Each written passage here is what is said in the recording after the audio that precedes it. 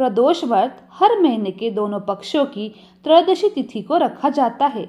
एक समय सर्व प्राणियों के हितार्थ परम पावन भागीरथी के तट पर ऋषि समाज द्वारा विशाल गोष्ठी का आयोजन किया गया।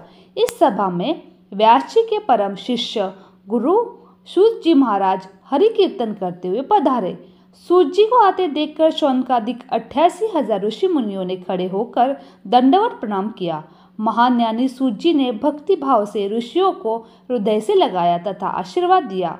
विद्वान ऋषिगण और सब शिष्य आसनों पर विराजमान हुए।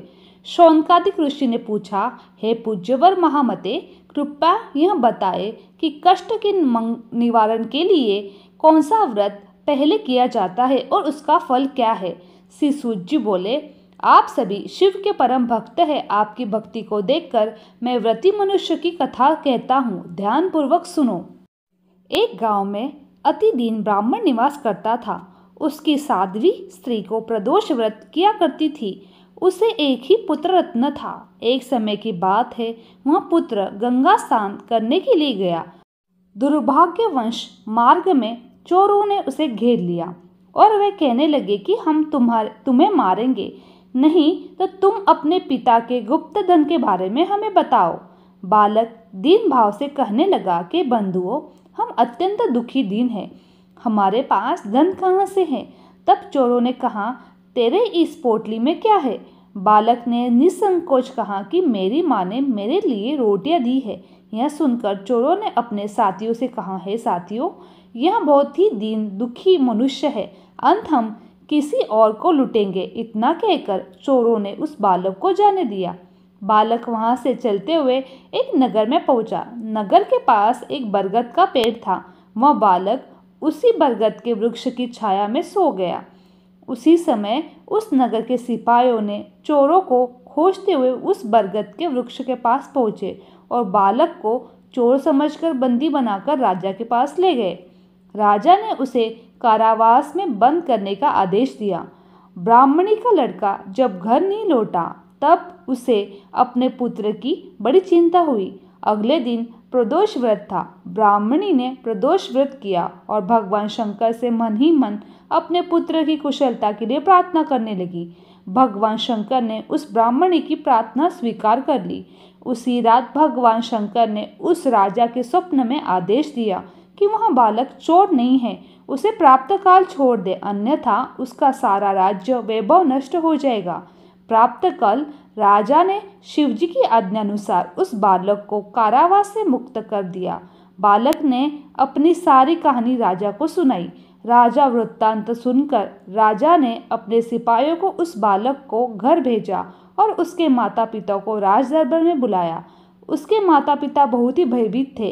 राजा ने उन्हें भयभीत देखकर कहा, आप भयभीत न हो, आपका बालक निर्दोष है। राजा ने ब्राह्मण को 5 गांव दान में दिए और जिसके सुखपूर्वक वो अपना जीवन व्यतीत करने लगा।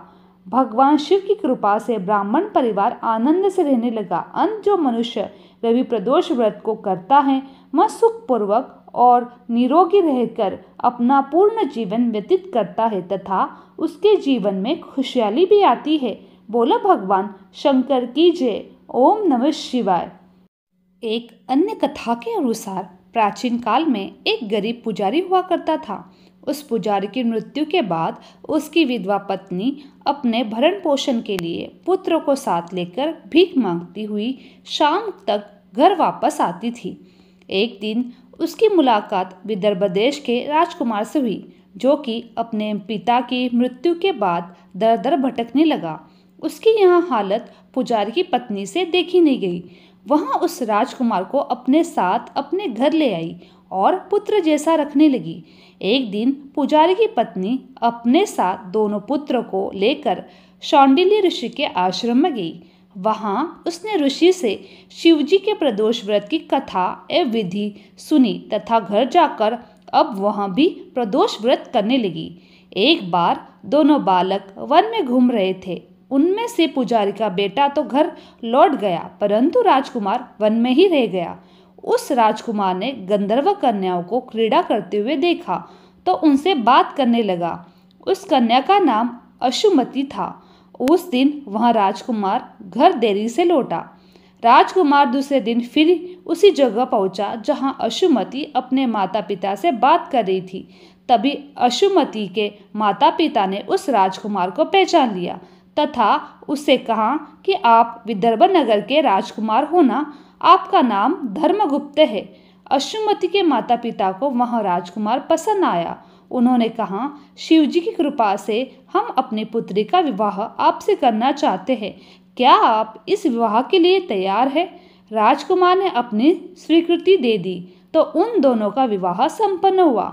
बाद में राजकुमार ने गंधर्व की विशाल सेना के साथ विदर्भ देश पर हमला किया और घमासान युद्ध कर विजय प्राप्त की तथा पत्नी के साथ राज्य करने लगा।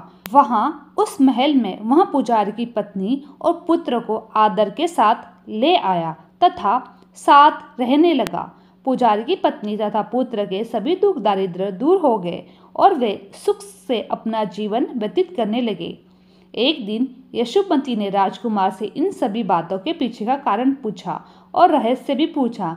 तब राजकुमार ने अशुमति को अपने जीवन की पूरी बात बताई, साथ ही प्रदोष व्रत का महत्व और व्रत से प्राप्त होने वाला फल भी अवगत कराया। उसी दिन से प्रदोष व्रत की प्रतिष्ठा एवं महत्व बढ़ गया तथा मान्यता अनुसार जो लोग यह व्रत करने लगे, कई जगहों पर अपनी श्रद्धा के अनुसार स्त्री पुरुष दोनों ही व्रत करते हैं। इस व्रत को करने से मनुष्य के सभी पाप नष्ट हो जाते हैं और एवं मनुष्य को अभीष्ट की प्राप्ति होती है। बोलो भगवान शंकर की जय। मेरी ये वीडियो आप लोगों को अच्छी लगी तो चैनल को लाइक, शेयर और सब्सक्राइब करना ना भूलें। आप सभी का धन्यवाद। आपका जीवन मंगलमय हो।